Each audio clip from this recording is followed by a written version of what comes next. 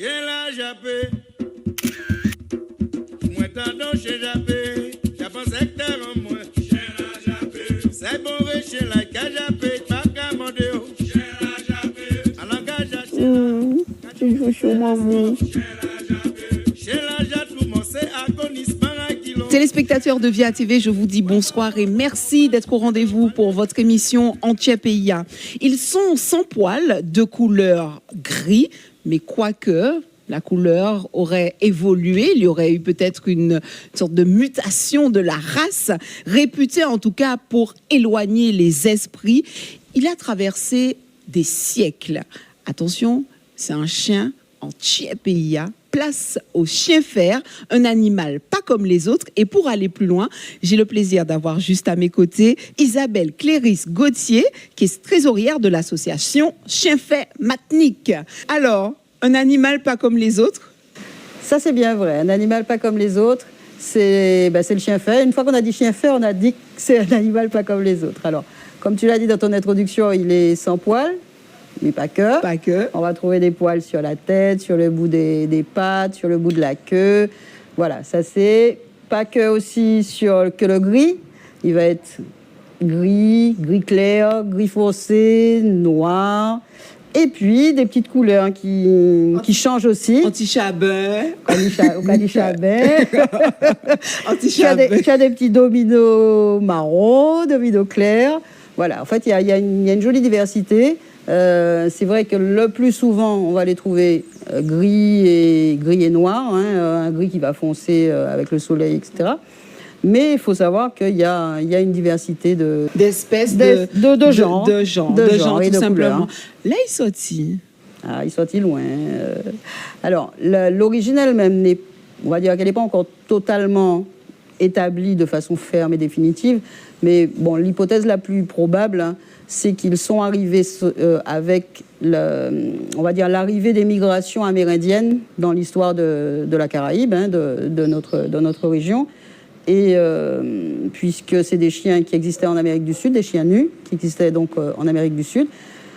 Et avec la migration et la population, le peuplement des Amérindiens de l'arc Caraïbe, ils sont venus avec leurs animaux, y compris donc leurs chiens. C'est quand même, on va dire, précieux donc d'avoir un chien fer à la maison. Ah, c'est précieux, oui. C'est magique, c'est merveilleux parce que y a un contact avec l'humain qui est vraiment extraordinaire. C'est un chien qui est extrêmement affectueux, qui est extrêmement proche de l'humain, tout en étant méfiant de ceux qui ne connaissent pas. Bon, il va jauger d'abord, mais c'est un chien extraordinaire. Nous sommes un peuple déjà bien mystique, et il fait partie justement de ce peuple mystique, puisque justement il y a une sorte de, je me répète, de mystique autour de ce chien fer. Est-ce que tu le confirmes ou pas? Alors, il y a une mystique. Il éloignerait des esprits. Alors, les Dorlis, appelons un chat un chat. Oui, c'est toi qui l'as lâché.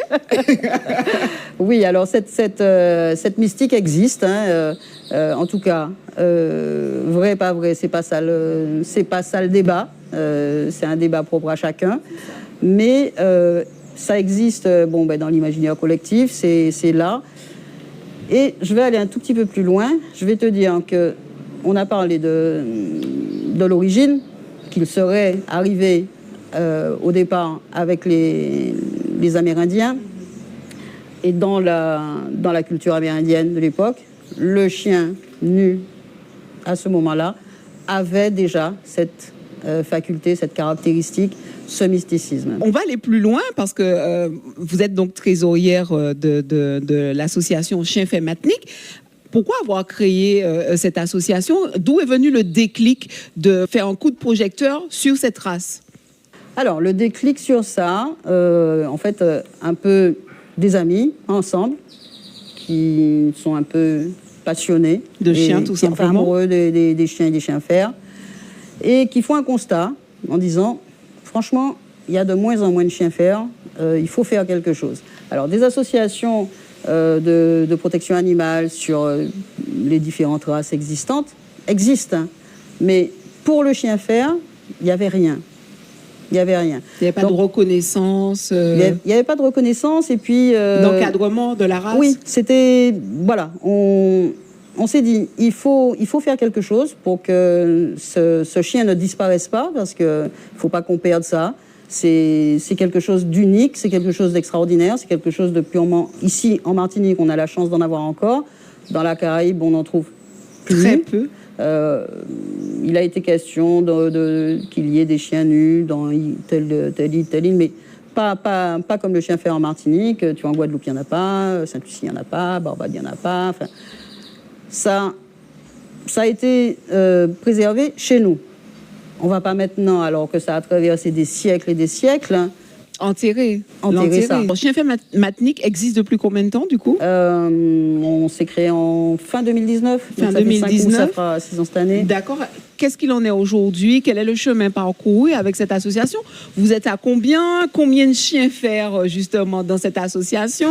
Alors, je ne pourrais pas donner de chiffres précis comme ça, mais approximativement, on a déjà pris en charge pratiquement 150 chiens qu'on fait adopter au fil du temps dans l'année. Alors, il faut savoir que les chiens qu'on recueille souvent, soit ils sont en situation d'errance, donc on va les récupérer, soit ils sont en situation de maltraitance. On va également les récupérer. Donc, quand tu récupères comme ça des chiens qui viennent de dehors, en fait, il y a un gros travail à faire dessus, tant en remise en forme physiquement, mais en remise en forme psychologiquement aussi. Alors, on sait aussi, excuse-moi de t'interrompre, on sait aussi le travail, que de manière globale, toutes les associations qui gravitent autour des chiens font, notamment au niveau de la maltraitance. Est-ce que du coup, chez nous, il y avait une maltraitance particulière, peut-être par rapport à ces chiens? Peut-être que Yoka prend chien, c'est là pour justement pour éloigner l'esprit simplement bocayo, mais yo pas qu'au type des chiens vraiment. Est-ce yo mettre en là, mais yo paye, donc yo pas aller trop y approcher. Enfin voilà, quelle était vraiment la situation? La situation du chien lui-même n'est pas toujours facile ici. Et le chien fer, un peu plus de par justement ses différences, ses croyances et tout ça. Alors, téléspectateurs, vous avez vu, il est là en toute discrétion, tout mignon. Oh, je suis trop amoureux, c'est vraiment pas possible. Bonjour. Alors, on vous présente Vonvon. C'est comme ça, notre baptisé. Parle-nous un petit peu de Vonvon, sa race, sa particularité, sa couleur, pourquoi il est comme ça. Et du coup, j'ai envie de savoir aussi, quel serait son avenir là prochainement? Prochainement, Vonvon est en train d'aller dans sa famille d'adoption puisqu'il est adopté.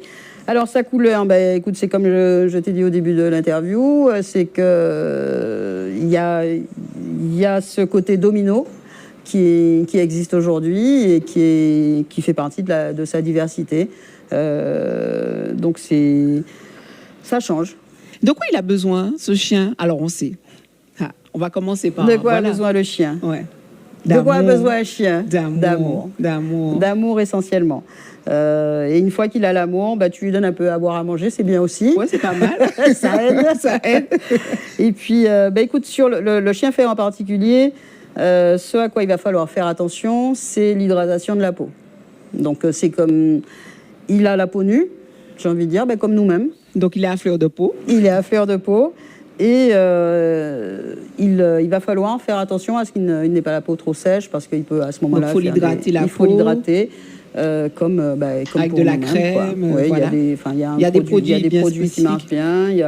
On va éviter l'huile parce que ça peut boucher les pores, mais c'est de l'hydratation. C'est pas du faire reluire et faire briller, c'est vraiment hydrater la peau en profondeur. Sinon, c'est un chien qui est quand même bien costaud, bien résistant. Alors, tout petit, on va dire, les nourrissons peuvent être fragiles parce que justement, nus, donc la température, le froid peut leur nuire.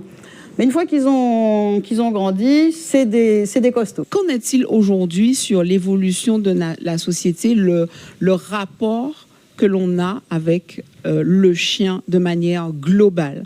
J'ai envie de dire qu'il y a une vraie évolution. Il y a du changement. Et c'est véritablement quel statut on donne à un animal. Qu'est-ce que c'est qu'un animal, notamment un animal de compagnie. Est-ce que c'est un utilitaire, comme ça a pu l'être dans les temps anciens ou auparavant, ou est-ce que c'est justement un animal de compagnie, et compagnie veut dire avec moi. Avec nous. Ouais. Voilà, avec moi, avec nous, qui vit avec nous. Donc, cette évolution est en cours. Elle est nette. On voit beaucoup plus de gens aujourd'hui promener leurs chiens, emmener leurs chiens, mais il reste beaucoup à faire. faut pas le nier.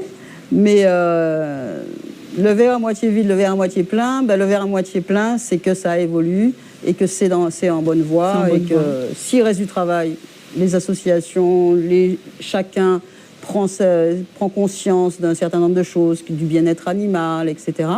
Donc il reste beaucoup de choses à faire. Par contre, on est dans le bon sens. Merci encore à vous, Madame Clérice Gauthier, d'avoir répondu à toutes nos questions. Bravo encore pour le travail que vous faites auprès de cette race et j'ai envie de dire auprès des chiens tout simplement. Merci à vous. Et vous n'êtes pas seul. Alors, on va aussi remercier toutes ces personnes qui gravitent autour de vous et qui font aussi un travail merveilleux. Merci à vous, téléspectateurs, de nous avoir suivis. On se retrouve demain sur votre chaîne Via TV, 18h20. C'est Zot Kikapali.